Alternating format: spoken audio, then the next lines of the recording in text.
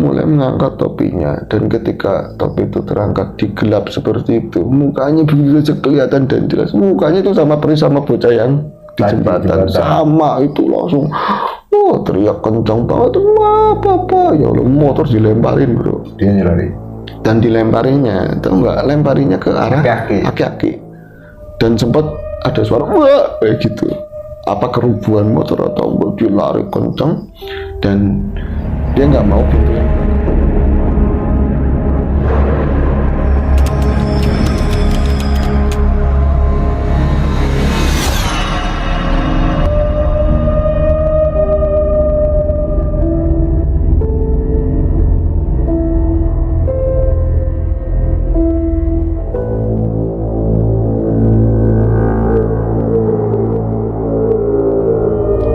Assalamualaikum warahmatullahi wabarakatuh. Waalaikumsalam warahmatullahi wabarakatuh. Bismillahirrahmanirrahim. Ketemu lagi dengan kami di AHS Ayung Horror Story. Seperti biasa kami akan menyajikan satu kisah horor. Besar harapan kami kisah-kisah di sini masih bisa diterima oleh teman-teman semuanya dan masih bisa menghibur tentunya. Dan apa kabar hari ini? Semoga semua dalam keadaan baik, sehat dan selalu bahagia tentunya kapanpun dan dimanapun saatnya. Mas Jalu juga alhamdulillah sehat ya, insya Allah ya. Oke, nggak usah panjang lebar, langsung saja ke cerita.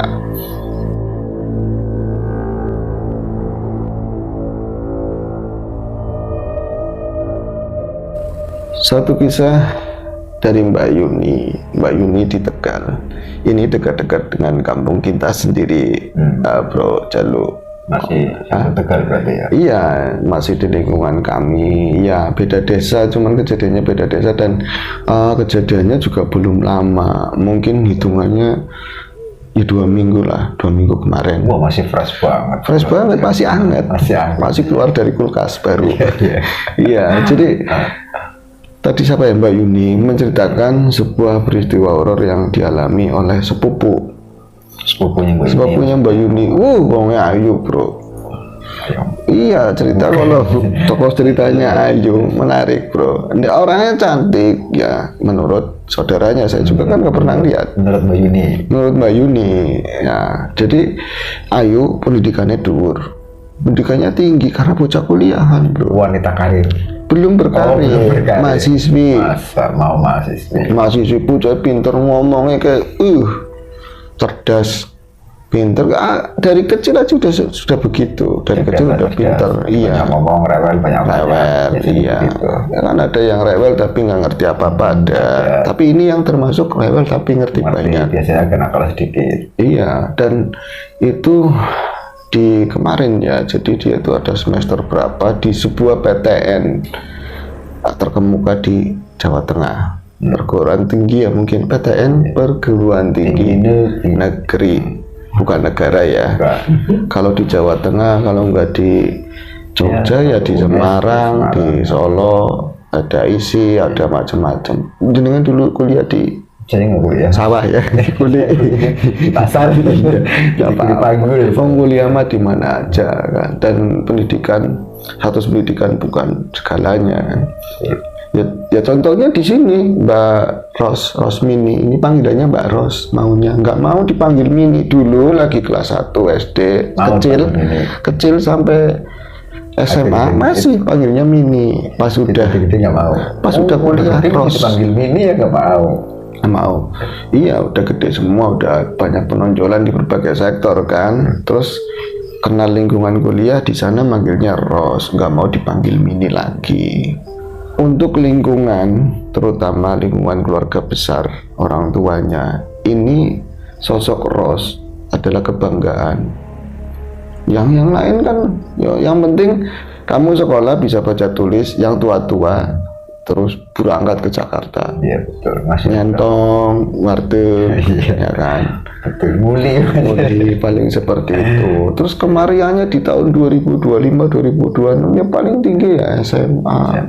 Paling seperti itu. Si Ros itu bisa nyampe kuliah di perguruan tinggi yang luar biasa hebat.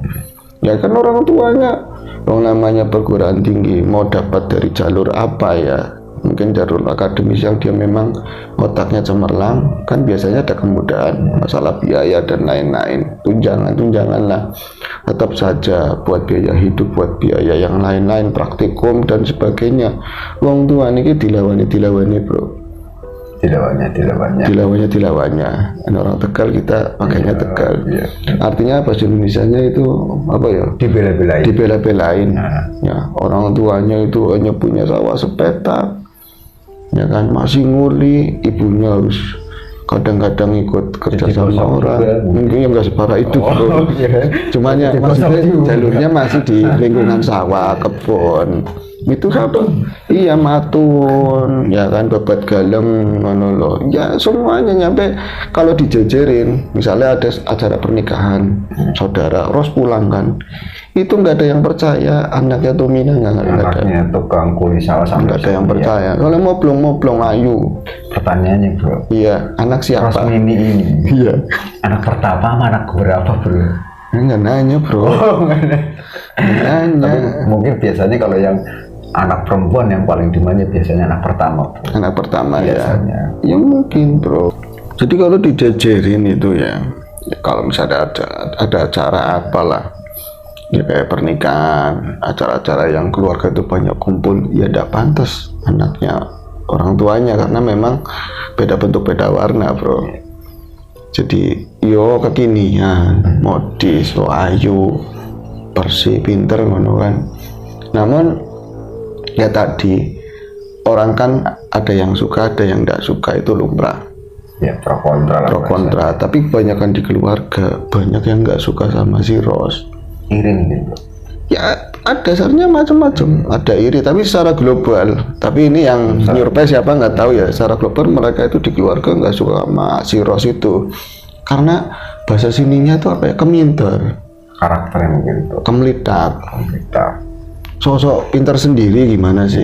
Karena memang karena kuliah bro, jadi dia Iya, merasa pinter iya sendiri. mungkin tendensinya kan, alasannya juga ada yang seperti itu. Kalau misalnya saya kuliah juga enggak, betul saya merasa pinter, Iya kan, maksudnya apa? Iya, Seperti makanya. itu, bro. Kan bukannya kemarin sudah ada pengalaman juga waktu yang lalu, waktu Apa Mas itu? Ayu dikira kita di sini kan dianggapnya kadang kimos semua. Oh iya, Padahal iya. kita semua nih paling nggak minimal pendidikan ya SLA kan. Iya. Cuma dianggapnya kita kan kimos. Betul.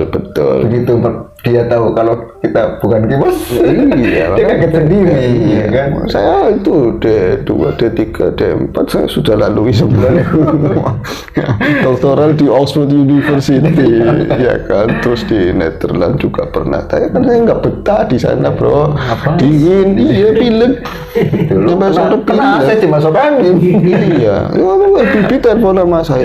Kamu ke sana aja. Jadi tidak apa-apa sana. Itu karena di Indonesia kurang dihargai. Pas di sana pilek, saya balik lagi. Lanjut ke cerita ini, garing, bro. Jelas. Ya. Jadi mungkin karena tadi ya, di keluarga yang pendidikannya paling tinggi sampai kuliah ya cuma si Ros itu. Jadi dia merasa aku loh. Ya kan, beda dari lo sepupu-sepupunya. Ya kan. Merasa udah kuliah. Iya, Mahasiswa. mahasiswi lah, Oh, mahasiswi, perempuan iya. sudah biasa ikut demo. Betul. Udah Paling lantai. iya, nanti bakalan ikut BM, macam BM apa sih, bro? Badan eksekutif ya, Oh, Ben. bukan BM yang kuli, BM itu bukan, kan adalah bukan muat, bukan. Jadi seperti itu. Dan keluarga itu banyak yang nggak suka karena ya tadi, oke lah, kamu itu pinter, Ros, kamu juga cantik, kamu juga sekolah tinggi, tapi nggak semuanya kamu itu segalanya. Terus kadang-kadang yang nggak disukai di depan orang itu berani apa ya, mendebat orang tua nyampe nangis, bro. Artinya begini, memang dewasa ini bro, banyak orang pintar, tapi mereka mau mengutamakan ilmu, tetapi tidak mengindahkan adanya adab. Asik. Iya kan? Betul. Dewasa ini kan seperti itu. Betul. Kita lihat contohnya banyak sekali. Mungkin salah satunya tadi. Iya, iya, padahal ilmu sama adab harus berjalan beriringan. Iya, implementasinya kan perbuatan. Iya, betul. Betul. betul. Dan kita mengetahui tingginya seseorang kan, bagaimana kita mengetahui ketinggian seseorang? Ya dari diukur betul. Di sini ada Mas Marmo, itu ikut penonton bayaran di depan. Bayaran. Iya, jadi kita di depan itu ada ribuan orang yang nonton, makhluk halus sama yang asli. Kalau Mas masuk Marmo. TV, Iya, jadi banyak orang di depan kita, nggak sombong ini sih ya bro. Jadi untuk mengukur ketinggian seseorang ya kita lihat dari bagaimana cara dia memperlakukan orang lain. betul. Seperti itu. Nah kembali lagi ke Ros, banyak yang nggak suka bro, karena kayak gitu apa-apa di depan.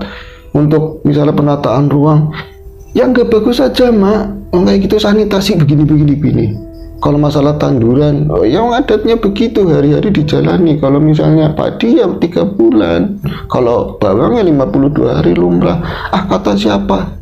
Kalau saya diajarin begini, itu nyoal sampai emaknya kadang-kadang nangis, bapaknya paling diem ngudut dalam hati, ya Allah ngerti kayak gitu aja di sekolah kena. Ya kan? Apa di aduh anak yang pintar mana saya gitu. Iya, ya mungkin seperti itu.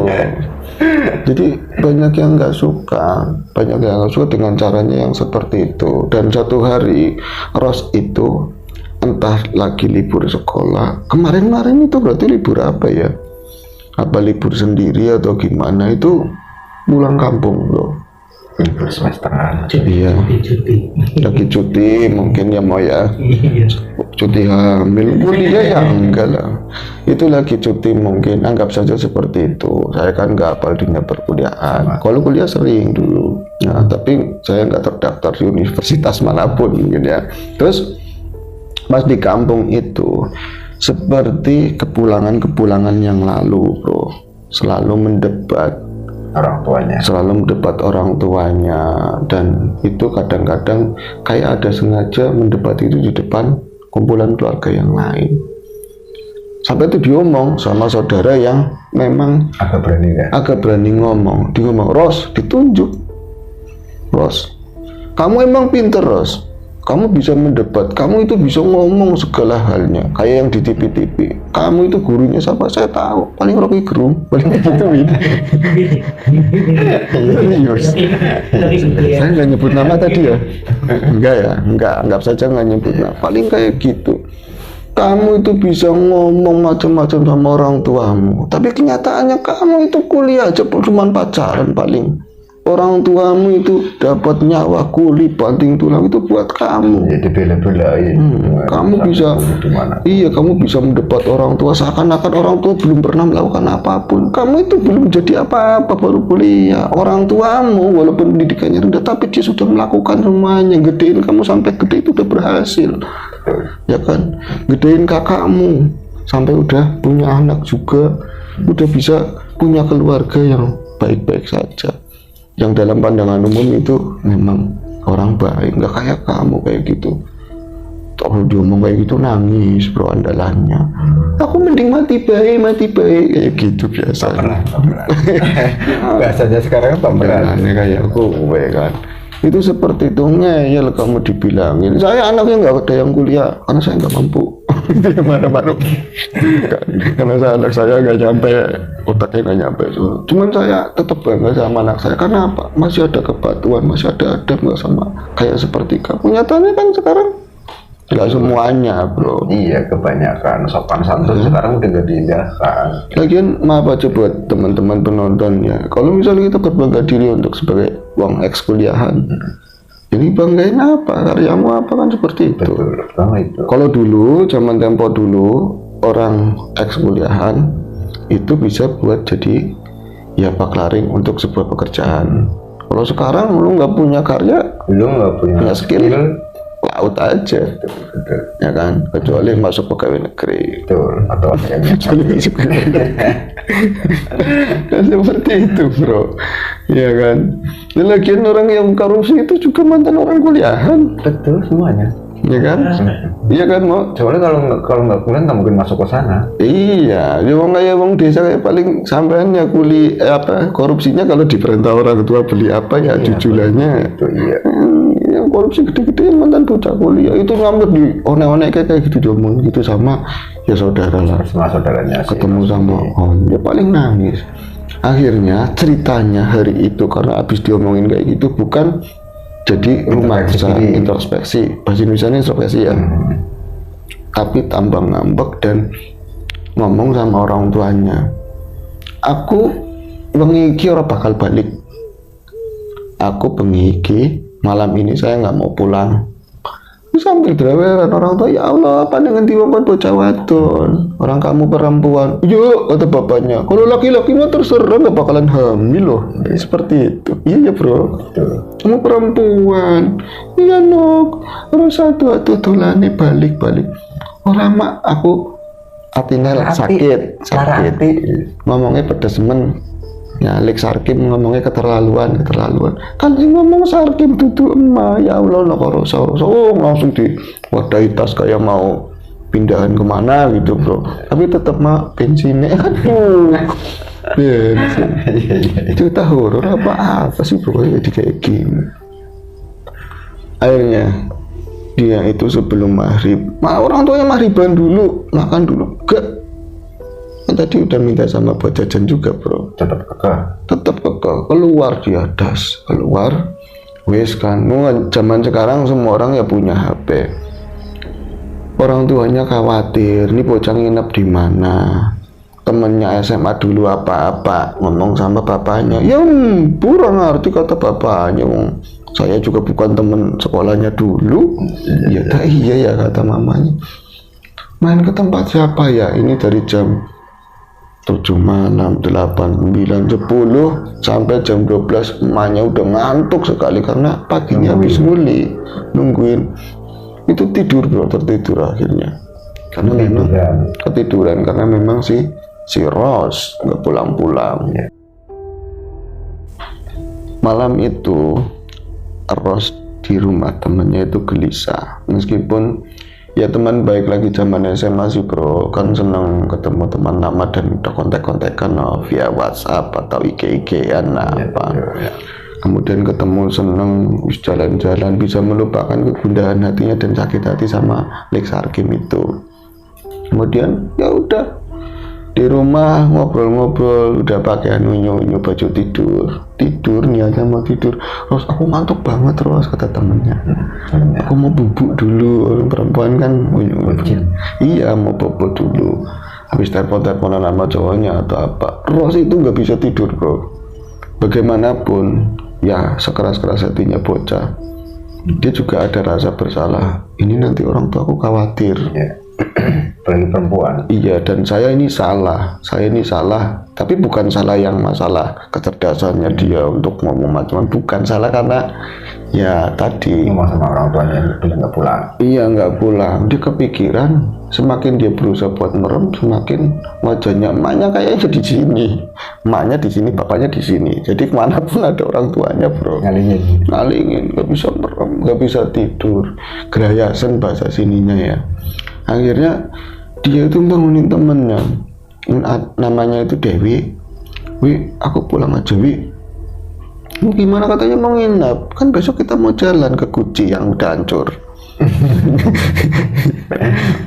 Iya, Dewi juga kan nggak punya uang, maksudnya kalau udah hancur kan mending.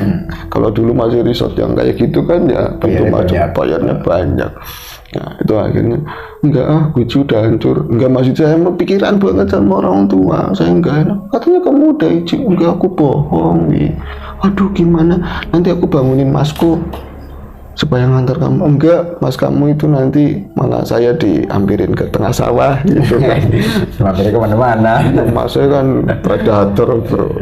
Kamu pulang sendiri berani bawa motor. Ya tapi sebenarnya sih nggak jauh, mau paling di daerah di Purnasana, nanti pulang ke daerah sini kan. Ke Tegal kan mah Tegal Utara itu hitungannya jalannya juga enak rata. Ya metro di sini metropolis bro. Iya. Hitungannya pulang jam berapapun masih rame. Jadi kalau di Jakarta, di kota-kota besar kayak Balikpapan, Surabaya itu lalu lintas itu mobil apa. Kalau sini tukang sayur maksudnya itu udah banyak, udah pada keluar, ya kan. Itu banyak orang. Akhirnya jalanlah dari, singkat cerita ya, jalan dari rumahnya si Dewi dengan berat hati. Dewi melepaskan, khawatir juga, kamu pokoknya HP kamu ini kan nggak lobet, kalau ada apa-apa langsung nelpon. Ya kalau misalnya langsung diambil handphonenya kan tetap aja nggak bisa nelpon ya. Ya istilahnya seperti itulah. Jalan dari sana bro, itu ya sebenarnya si Ross itu mungkin berani dalam sisi akademis untuk adu argumen dengan siapapun, rektor sekalipun, bahkan presiden. Dengan berbekal pengetahuannya dia, Iya. Maksudnya dia ini pengetahuannya udah setinggi. Iya, kalau zamannya Pak Jokowi kan pinter dapat sepeda. Betul. Terus sekarang dapat apa ya? Dapat MBG mungkin ya. Iya, dan itu dia berani tentang hal itu semua. Tapi untuk menghadapi gelap, itu masih Ross yang dulu. Kalau misalnya ke belakang itu ya mau pipis bangunin orang tua. Di kamar kosan di sana, di tempat dia kuliah, di kos-kosannya tetap bangunin temennya. Takut bro. Walaupun terang ya sebetulnya. Iya, dan tadi karena memang tergugah rasanya dia itu keinget sama orang tua sedikit banyak, dia lupa kalau aku tuh penakut. Udah setengah jalan kan kayak Kim, maksudnya mau lagi terus wih aku dijemput, nanti Mas Doni jemput kamu, repot lagi, malah pulangnya pagi, dibawa ke Guci yang udah hancur tadi, kan di semak-semak. Iya, akhirnya apa kan dia nerusin perjalanannya tadi dengan ya tadi bro, baca-baca sebisanya bro, yang dihafal surat-surat waktu dia ngaji dulu. Kalau tempat-tempat yang sepi itu daerah sini tuh yang bekas-bekas tebu. Iya betul, persawahan. Iya, sekali dua kali ada kendaraan yang memang dari arah berlawanan itu ya papasan, lumayan ada orang. Tapi yang dari belakang aneh, nggak ada satupun kendaraan yang nyalip dia kayak yang searah sama dia tuh nggak ada. Sepi, dan merasa ini cuma perasaan aku apa emang aku yang takut. Ini dari tadi yang kecium sama dia, ini kan angin kencang, mau naik motor aja itu ya 60 untuk jalan seperti itu cepat, udah kencang. Iya. Cepat 60. Harusnya untuk angin seperti ini, kecuali lagi musim tebu, biasanya kan dibakar bawahnya itu ada aroma tebu yang kencang banget. Tetap karena bentangannya luas, motor kencang juga harumnya wangi. Wangi gula, seperti kita lewat di pabrik teh. Kan enak banget baunya kan seperti itu. Ini nggak ada tebu yang dibakar, cuman ya tegalan persawahan seperti biasa. Tapi yang dicium itu dia ingat seperti baunya, bau kemenyan deket banget bro. Nyampe helmnya dibuka masih bau kemenyan. Kok baunya kemenyan ya, bener-bener kayak kemenyan yang dibakar. Jadi dulu ingat kalau Mbah Buyut dulu, orang tua dulu kan masih kalau Jumat Kliwon atau hari-hari tertentu, biasanya malam Jumat biasanya. Iya, masih pakai bokor, terus dikasih kemenyan, kembang-kembang ditaruh pojokan ruangan, atau taruh di belakang. Diingat baunya seperti itu. Wah, semakin buat si Ross itu ketakutan, makin kencang motor itu. Tapi takut ya. Bisa lain karena takut, tapi ini nggak hilang-hilang, baunya kemenyan terus. Oh iya, apa maskerku ya nempel sama kemenyan?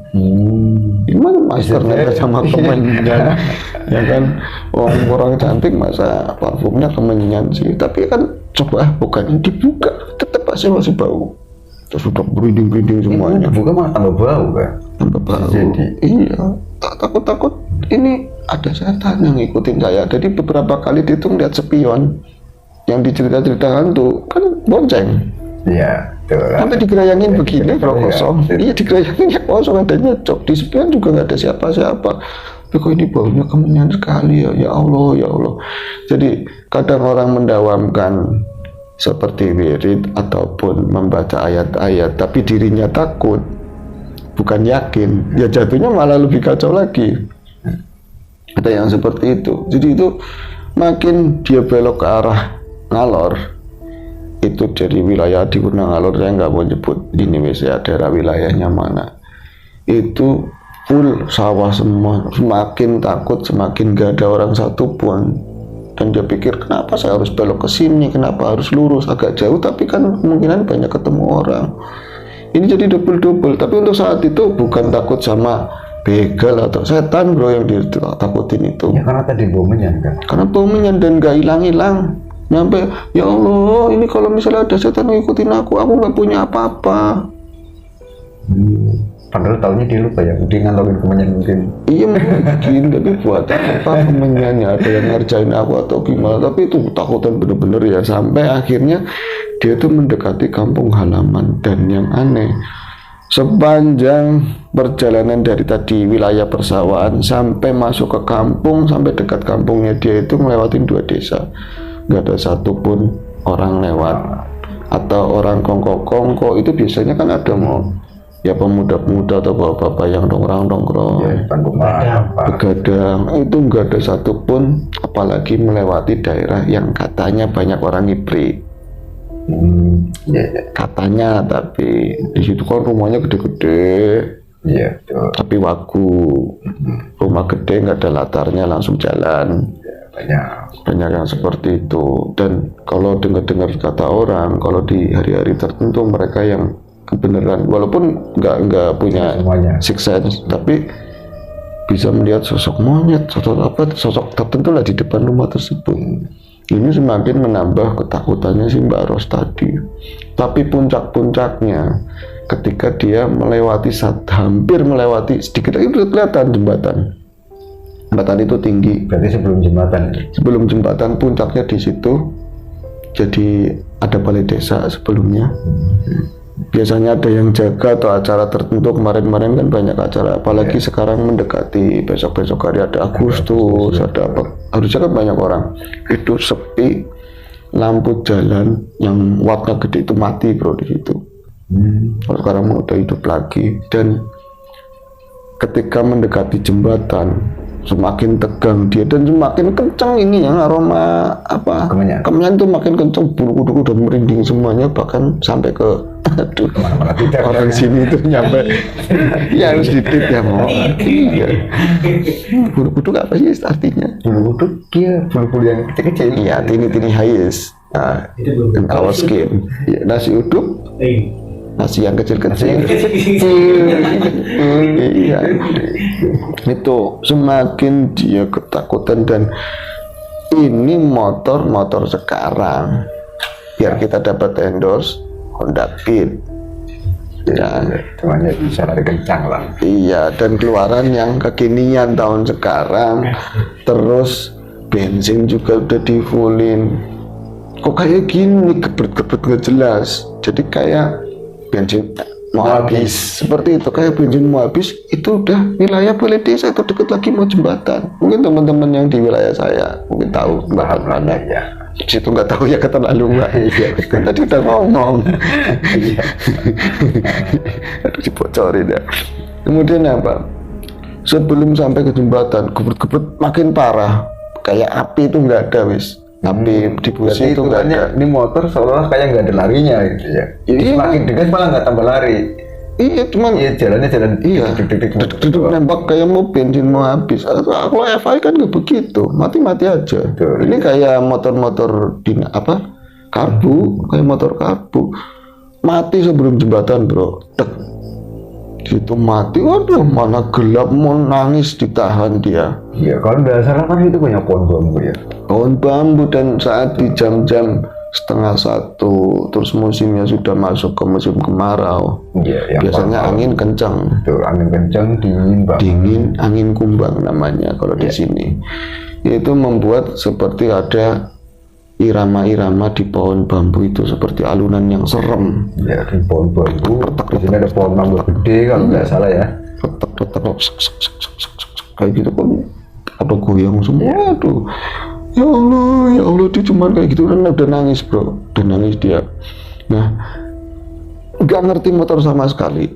Tapi setiap orang mungkin yang nggak ngerti motor, ketika motornya mati, yang dilihat itu bensin. Meskipun dia tahu habis ngisi tadi sebelum mati, tetap aja distandarin 2 bro, saking takutnya.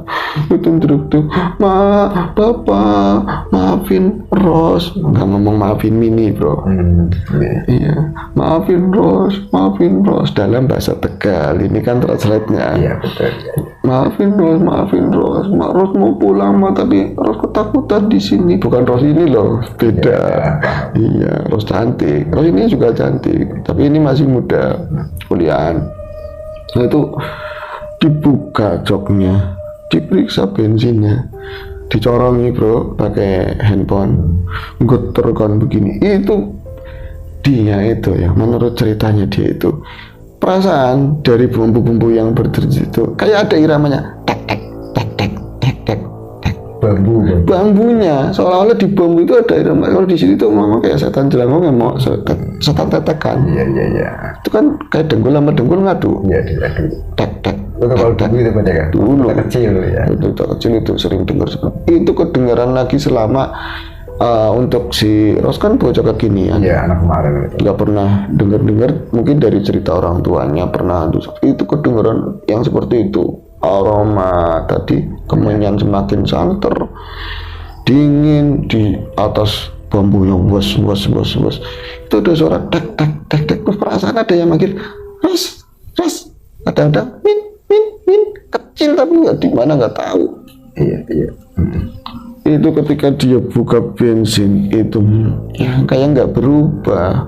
Itu kayak Beat kan ya rasa kayak Supra. Iya, irit lah itu. Supra kalau misalnya mati lewat pom bensin aja hidup lagi, nggak usah masuk. Kena cumbo gitu. Pom bensin aja hidup lagi. Yang iritnya. Aduh, bensinnya masih ada, terus kenapa mati? Terus nggak nyala, tetap nggak nyala. Dan saat kayak gitu otomatis kan dia ngadep ke depan. Ini gimana? Itu dia ngeliat di jembatan baru di Palang-Palang itu ada yang duduk bro di sana. Sosok apa? Sosok anak-anak, bapak-bapak, ibu-ibu. Ada yang duduk di Palang-Palang jembatan. Untuk jembatan yang baru itu kan. Iya, itu masih kelihatannya kalau banyak kanal-kanal iya. besar seperti kayak anjungan tertentu. Terus apa ada Palang-Palang itu ada duduk di situ. Dan kelihatannya dari jauh sih. Ya bukan nggak terlalu jauh, paling mungkin 11-10 meter dari tempat dia itu distandarin motornya. Berarti posisi si Mbak Ros ini dia belum naik ke jembatan? Belum sebelum jembatan. Orang di bawah bambu persis di situ. Iya benar. Nah itu melihat ada sosok yang duduk santai, mungkin kayak seperti ini duduknya. Tapi dari samping kan jatuhnya. Iya dari samping. Jatuhnya dari samping. Itu sosok anak kecil bro. Sosok anak kecil tapi yang nggak kecil-kecil banget. Masa 2 tahun duduk di situ. Iya benar. Jadi ya mungkin bocah-bocah 14 tahun, 10 tahun. Enggak lebih sih katanya. Mungkin bocah 14 tahunan lah segitu. Dan dari jauh juga kayak pakainya celana pendek. Cuman kan kelihatannya cuma siluet dari jauh. Itu dia ngomong bantuin mbak kayak nggak ngomong itu dia makhluk apa, enggak, emang anak mungkin, cuma logikanya dia untuk jam 1:30 ngapain bocah di situ. Tapi kalau misalnya kamu juga lagi sedih kayak saya, lagi lari dari rumah, mau ini bantuin saya kenapa. Jadi kalau perempuan motor mati yang nggak ngerti mesin, cekrek nggak bisa ya diliatin, hilang. Iya. Tapi nggak tahu apa tujuannya bro. Apalagi motor sekarang kan dia nggak ada engkelan ya. Nggak ada. Jadi dia cuma ngandalin starter. Ngandalin starter itu dia bingung, dia nangis. Nah ketika dia lagi semakin kesel juga sama bocah itu, kenapa nggak nyamper ke sini buat batir, buat temen, nanti aku kasih jajan. Minimal bantuin dorong lah. Kalau nggak aku kasih cium deh, Miss. Saya udah nggak punya apa-apa, bisa tak cium Miss buat pengalaman pertama kamu dek. Tapi jangan bilang-bilang gampang ketemu di jembatan lagi nanti besok, seperti itu. Ngomong apa sih, terus akhirnya dia lagi ketakutan seperti itu, makin merinding hebat. Itu dari belakang dengar suara kleding. Itu kayak pirnya sepeda ontel, dan kedengaran memang dengar ada suara sepeda di belakang yang dikayu. Kayak orang ngotot itu makin nanjak kan seperti itu. Terus pas di samping dia kaget juga kan, itu seorang laki-laki. Udah tua banget lah, ya walaupun agak gelap ya remang-remang tapi masih bisa kelihatan wajahnya itu. Dia seorang laki-laki pakai apa ya, caping yang buat sawah itu. Topi sawah tapi nggak bawa pacul, nggak bawa arit, cuman dia ya kayak pakai baju lengan pendek putih, terus celananya komprang, turun dia di situ pakai sepeda ontel, dia turun ngomong, sama berarti lihatnya ke sini ke Ros itu. Mogok. Oh, enggak mbah. Oh, ya udah. Bantu mungkin juga. Iya, Guna banget orang wis tua bangka ya cuman ngomong gitu. Enggak, dia ngomong gini bro, gak kayak tadi ceritanya. Motornya mati. Iya. Mungkin mbah. Oh, cuman keropit. Iya. Ikut baca ke belakang. Bonceng baca. Enggak ngomong kayak gitu juga. Motornya mati. Mungkin mbah. Oh, iya. Muka-muka urip. Muka-muka hidup. Enggak apa-apa, biasa kalau kayak gini di sini. Ngomong di sini atau banyak inya lah di sini begini, kayak orang yang nggak pernah ngerti bahasa Indonesia dengan baik. Iya, betul. Banyak kan orang-orang dia di sini lah ya, orang-orang yang udah tua. Biasanya kan karena memang bahasa Indonesia hari-harinya kan memang bahasa Jawa, jadi bahasa Indonesia susah. Iya, di sini begini. Iya, ternyata saya sendiri ya bahasanya belepetan. Banyak belendranya. Ya, jadi ini bukan settingan, kadang-kadang saya ngomong ya emang adanya seperti itu. Betul. Seorang mau di depan channel terus ngomongnya seolah-olah runut, tertib, dengan action yang mantap, suara terkontrol. Tapi itu hanya di depan kamera, di belakangnya busuk. Iya, betul. Aduh, mendingan kita busuk di depan dan di belakang busuk. Ya, guna banget ya. Guna banget. Mendingan di depan busuk, di belakang di belatungin. Kan seperti itu. Artinya nggak usah menjadi diri orang lain. Kamu mau menampilkan sesempurna apa di depan orang. Ketika pulang ke rumah, mau nggak jujur sama siapa? Saya tanya. Hah? Tak jawab dong, saya tanya. Pengalaman pribadi. Ya ada orang seperti itu. Dan kita seringkali dikelilingi oleh yang seperti itu ya, Mas. Kemudian lanjut ke cerita. Begini ini di sini. Pak Aki ngomongnya belin bro. Tapi yang dirasakan Ciros tadi itu merasa tertemani karena ada orang ya. Aki tadi dengan wajah yang tua, orang yang tua, kemungkinan besar dengan pengalaman orang tuanya dia akan mengayomi yang lebih muda, paling tidak nemenin lah apa-apa. Cuma ngomong kayak gitu malah nambah-nambahin. Hati-hati ya dek, hati-hati bukanan apa-apa, kalau ada apa-apa ya wis aja lingak-linguk. Panggil 911. 911. Anwan nggak ada di sini. Oh, nggak ada ya. Ada. Aduh, kamu sini mau manggil siapa? Ya kan? Kalau ada apa-apa jangan tengok-tengok. Wes urip motor. Motore Honda ngomongnya. Berarti wong itu aslinya. Motor apa aja kan disebut Honda. Iya, betul. Honda nih urip, tapi Honda Beat bener, bro. Iya. Motornya urip pok kayak gitu jobnya. Nah, terus ya wis katanya dia, kok ya wis nggak bantuin apa nemenin saya sampai hidup dulu motornya ke orang otomotif apa sih situ kan sebel juga bro. Dalam batinnya seperti itu. Nah itu dia itu yang lewatin jembatan ke sana.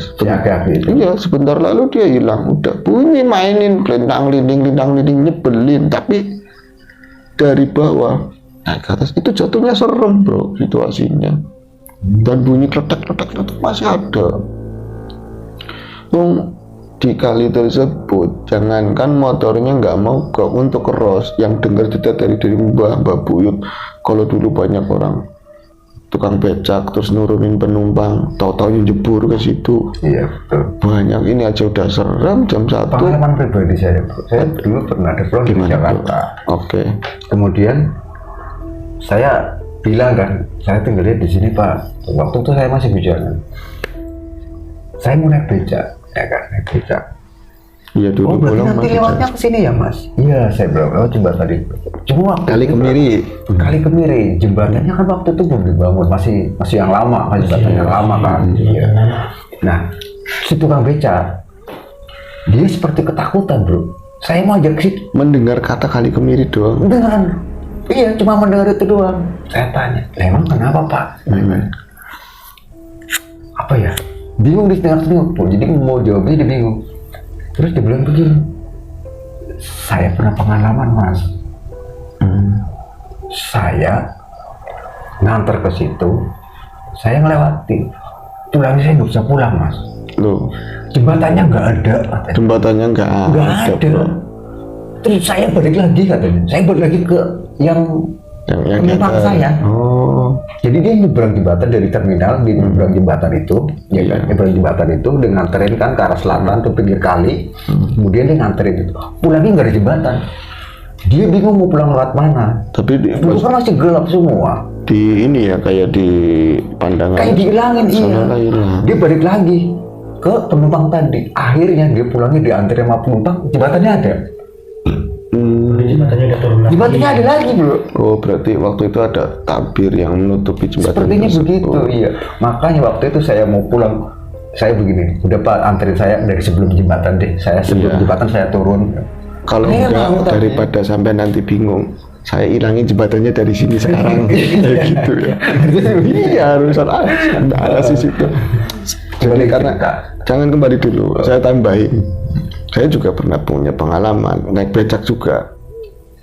Saat itu saya pulang sendiri dan kalau misalnya bis kedatangan itu kan jam 2, jam setengah 3. Memang jam segitu tuh. Dan dengan saya baru turun ke bis, kayak saudara kan, saudara yang lama nggak ketemu, tukang becak udah mas, Betul kan. melunyung, kayak gitu kan. Pulang kemana? Pulangnya kemana? Iya, akrab banget ya. Terus saya milih-milih. Kalau saya milihnya yang tuaan, bro. Yang tuaan kasihan. Kalau yang muda-muda mungkin banyak tarikan lah. Iya. Yang tuaan, no mas katanya. Enggak, ini saya mau ini aja nih saudara. Saya bilang begitu. Saya naik. Dari terminal sampai dekat-dekat kampung saya mendekati Kali Kemiri. Ngomong itu nggak ada putusnya si aki-aki tersebut. Rewel bahas ini itu dari yang saru-saru nyampe yang beriman-beriman, terus semua dibahas. Pas dekat Kali Kemiri, lempem bro. Berhenti dia sebelum jembatan dan belum jembatannya kayak sekarang. Kok berhenti pak? Nggak kuat apa gimana? Saya bantuin dorong. Sampai sini aja mas. Bukan kayak gitu mas. Kan kalau bisa sampai sini aja. Ya udah bisa kan sudah ngomong dari tadi. Saya ngelewatin jembatan terus masih lumayan. Ya tapi tolong mas ditambahi ongkosnya. Oh iya nggak apa-apa kalau ditambah, saya banyak duit waktu pulang Jakarta, banyak duit untuk sehari 2 hari. Ya kan. Jadi saya oke, nggak apa-apa. Wis kan singkat cerita, saya naik itu sampai di atas jembatan, sampai pinggir kali persis itu nggak ada suara sama sekali si aki tersebut, nggak ada omongnya, blas sampai depan rumah. Dan sudah kebiasaan di kami di sini kalau misalnya ada tukang becak, ya nganterin kita sampai rumah dikasih wedangan, Kasih minum dulu. kasih minum, kita punya nasi atau punya ya tadi ya jajanan itu kasih teh manis kayak teh tubruk itu medang. Saya masuk waktu itu Piala Dunia kalau tidak salah 98 ya kalau tidak salah.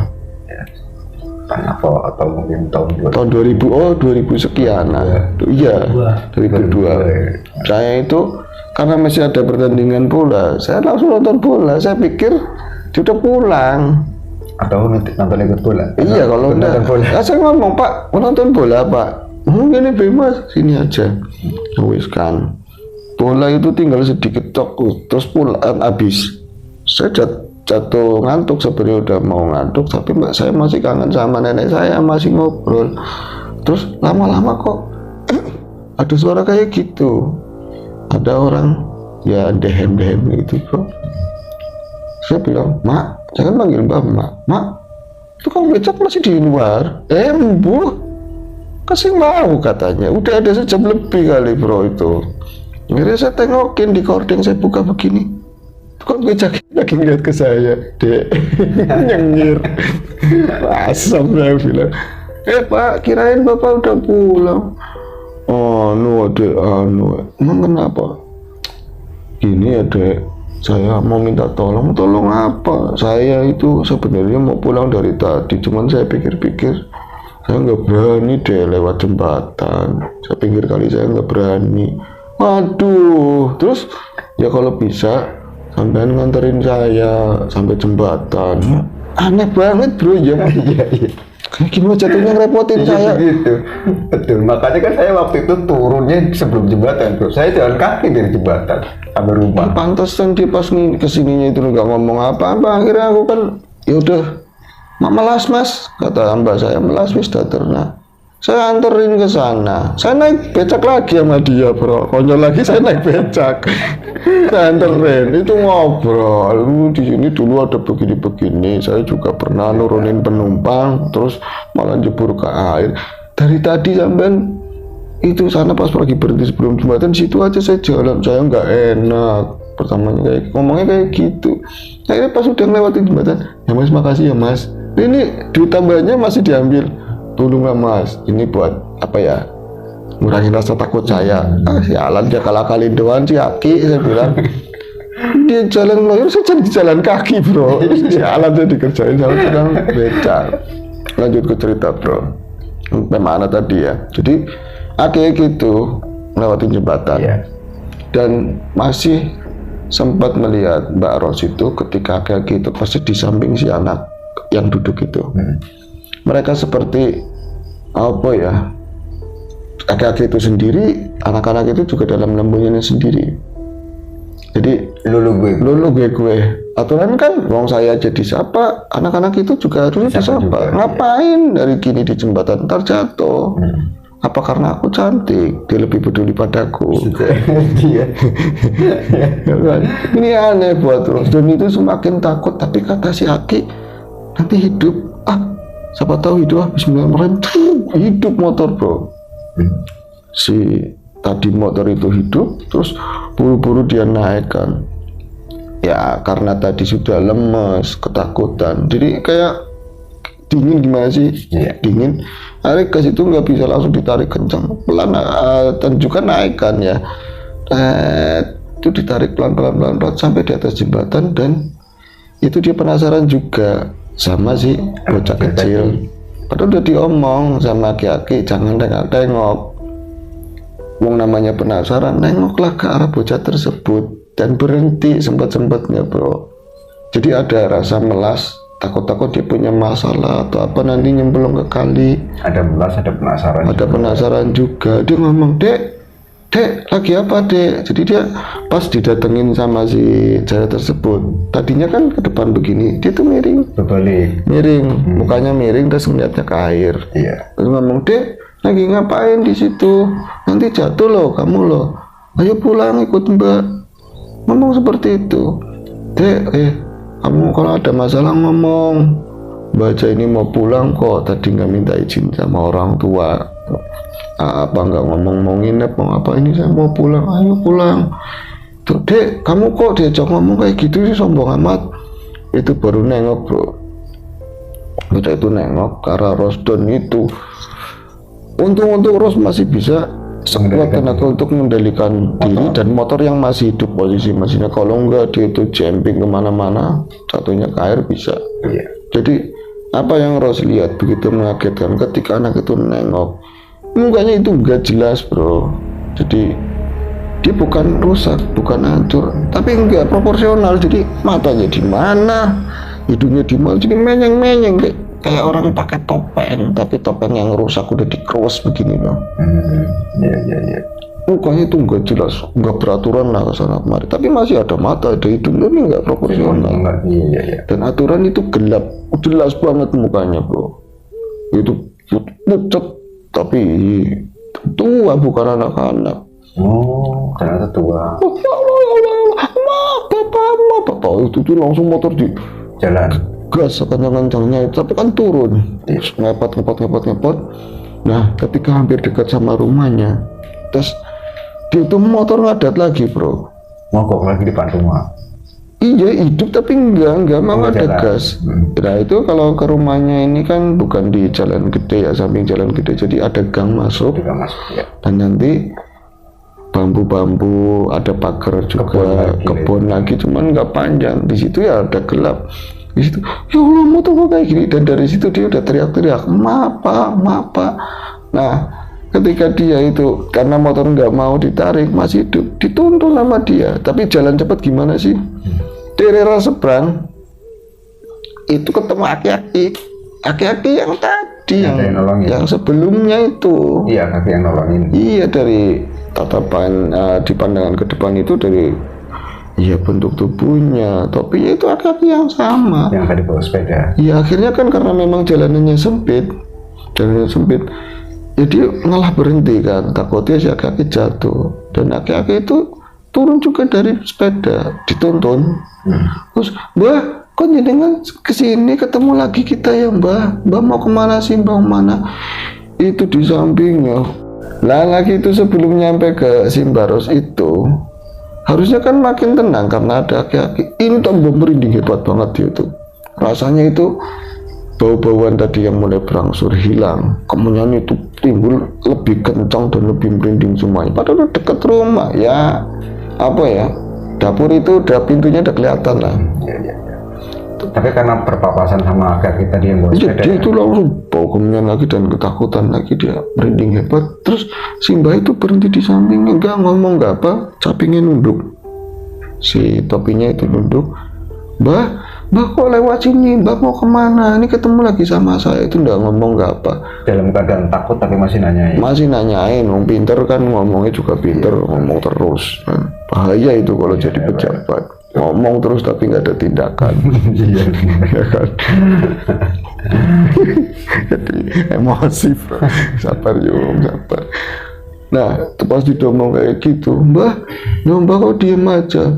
Dia mulai mengangkat topinya, dan ketika topi itu terangkat di gelap seperti itu, mukanya begitu saja kelihatan dan jelas. Mukanya itu sama persis sama bocah yang di jembatan. Sama itu langsung teriak kencang banget, apa ya Allah, motor dilemparin, bro. Dia nyelari. Dan dilemparinya, tahu nggak, lemparinya ke arah aki-aki. Dan sempat ada suara wah kayak gitu. Apa kerubuhan motor atau dia lari kencang, dan dia nggak mau pintu yang belakang, pintu yang depan kupruk itu rame. Itu rame pintu. Iya, itu pada bangun kan, karena di sana rumahnya kan ada pada depan begini ya, sama tetangga, dan tetangga itu banyak kan saudara-saudara sendiri. Terus kentir apa ya, sampai balik kok kayak sampai pulang, pada dijablen deh ya kan, jam segini baru pulang. Yang dari dalam rumah ngomong kayak gitu, berisik malah, jangan ngomong kayak gitu. Yang nggak senang lah. Iya, yang nggak senang. Pas sudah padang lama paling di hordeng di jendela, itu kenapa ya, ya kan, puas ladas katanya, bocah nggak nurut, keminter kan pasti di apa-apain nama cowok, apa-apa itu ada banyak muas-muasin. Pas paginya dapat cerita ya seperti cerita itu, bro. Akhirnya dari malam itu ini si Ros itu nggak ngomong mau 2 harian, masih kayak ketakutan lah. Tapi karena dari ciri fisik kebiasaannya juga nggak berubah, nggak dibawa ke dokter, ya memang nggak sakit. Tapi karena nggak ada omongan sama sekali, nggak pelang-pelang, jadi nggak cerdas lagi loh. Soalnya jadi kayak depresi ya. Jadi kayak ada ketakutan psikologis, psikologisnya. Akhirnya dipanggilin ya sama tadilah, sama orang yang paham tentang kayak gitu. Dan akhirnya disembuhin, diobatin. Ya paling ya nggak ngomong itu setannya apa, terus kenapa, paling dah hikmahnya Mbak, ya kan, jenengan sudah salah sama orang tua, mau kayak apa pinternya jenengan tanpa yang ngajarin orang tua pertama kali, di ngajarin cara jalan, cara apa, ya nggak bisa kayak kamu sekarang. Tetap kamu ada apa-apanya sama orang tua, harus bakti, nggak boleh ngomong yang keras, nangis itu ngapura sama orang tuanya, bro. Dan itu nggak ada kejelasan itu sebenarnya, ya itu biasalah gangguan orang yang seperti itu. Kadang-kadang Gusti Allah Ta'ala itu menegur orang itu dengan cara yang macam-macam, bisa dari kecelakaan, musibah, bisa jadi ditakut-takutin hantu, kayak tadi itu saja ceritanya, bro. Iya. Kejadian ini belum lama diceritakan sama Mbak Yuni yang sepupunya. Ya yang lain puas teman katanya begitu. Kalau orang yang nggak senangnya iya. Kayak misalnya ada pengumuman Assalamualaikum, orang yang meninggal, orang baik semua bersedih. Kalau yang cacat, ya kan, darah nyoropan mati, ya kan seperti itu, bro. Oke, ini sudah cukup panjang ceritanya, bro. Terima kasih sekali sudah menemani saya di AS Ngobrol-Ngobrol, atau juga Mas Warmo di bawah sana bersama penonton bayaran yang lain. Ya kan? Tadi ceritanya dari Mbak Yuni tentang Mbak Rosmini. Semoga ada hal baik yang bisa diambil dari kisah tersebut, kisah ini, dan mohon maaf kami apabila ada kata-kata yang kurang berkenan dalam menyampaikan cerita ini. Bercandanya berlebihan jadi nggak horor ya, bro. Inilah kami di AHS, mohon dimaklumi. Dan untuk teman-teman yang ingin berbagi kisah di AHS, silakan kirim-kirim kami di sini ya, ataupun ingin terhubung dengan kami secara langsung. Itu saja. Kita ketemu lagi di AHS berikutnya. Sehat selalu. Assalamualaikum warahmatullahi wabarakatuh. Waalaikumsalam.